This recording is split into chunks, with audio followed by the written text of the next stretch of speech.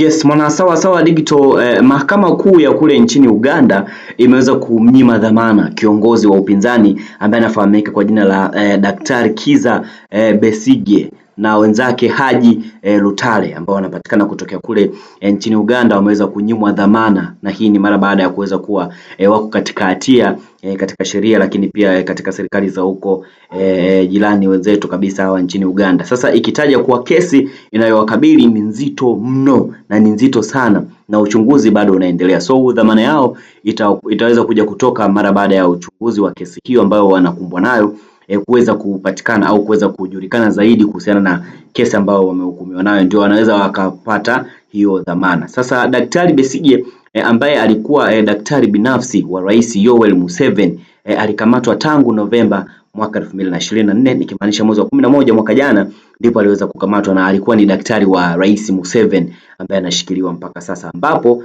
anashtakiwa kwa kumiliki silaha kinyume cha sheria na uhaini.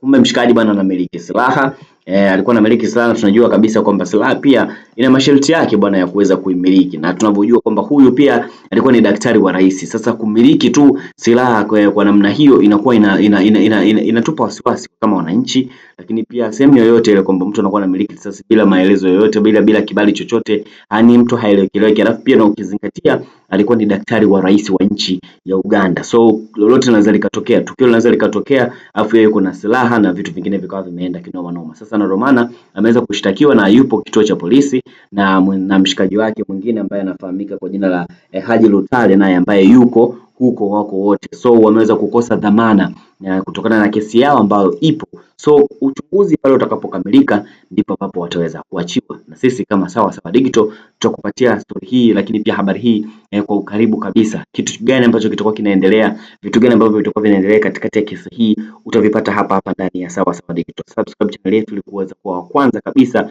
kupata notification, lakini pia kuweza kupata habari kutokea nasi, na sisi tunakwambia habari ni kiganjani mwako.